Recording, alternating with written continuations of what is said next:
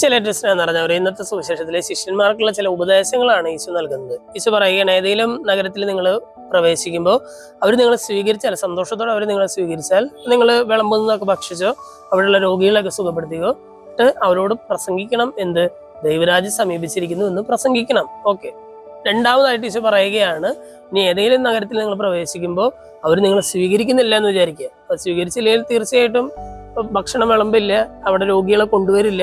അതൊന്നും ചെയ്തില്ലേലും ഈശോ പറയുകയാണ്, നിങ്ങൾ ആ നഗരത്തിന് പുറത്തേക്ക് കടന്നിട്ട് ആ നഗരത്തോട് ഇപ്രകാരം പറയണം, ദൈവരാജ്യം സമീപിച്ചിരിക്കുന്നു എന്ന് അവരോട് പറയണം. എന്ന് പറഞ്ഞാൽ ഈശോ ശിഷ്യന്മാരെ അയക്കുമ്പോൾ ഈശോയുടെ മനസ്സിലുള്ള വലിയൊരു ലക്ഷ്യം എന്ന് പറഞ്ഞാൽ ഈ ദൈവരാജ്യത്തിന്റെ സുവിശേഷം അവരോട് പ്രസംഗിക്കുക എന്നുള്ളതാണ്. അവർ നിങ്ങളെ സ്വീകരിക്കുകയോ സ്വീകരിക്കാതിരിക്കുകയോ ചെയ്യട്ടെ, സ്വീകരിച്ചാലും സ്വീകരിച്ചില്ലെങ്കിലും അവരോട് പറയണം, ദൈവരാജ്യം സമീപിച്ചിരിക്കുന്നു എന്ന് പറയണം. എന്തിനാണ് അത് പറയുന്നത്?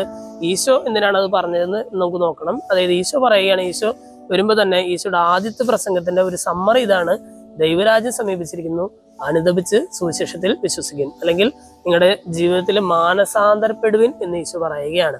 അതായത് ഇന്നത്തെ സുവിശേഷ ഭാഗം വായിച്ച് ചെയ്യുമ്പോൾ ചുരുക്കത്തിൽ നമ്മൾ മനസ്സിലാക്കേണ്ട കാര്യം ഇതാണ്: സുവിശേഷ പ്രഘോഷണത്തിന്റെ ഏറ്റവും ആദ്യത്തെ ലക്ഷ്യം എന്ന് പറഞ്ഞാൽ മാനസാന്തരത്തിനുള്ള ഒരു ആഹ്വാനമാണ്. സ്വർഗരാജ്യം സമീപിച്ചിട്ടുണ്ട്, എല്ലാവരും മാനസാന്തരപ്പെടുക. അത് ഒരാളെ സ്വീകരിക്കപ്പെട്ടാലും സ്വീകരിക്കപ്പെട്ടില്ലെങ്കിലും അവന്റെ ലക്ഷ്യം ഈ സുവിശേഷം പ്രഘോഷിക്കുക എന്നുള്ളതാണ്.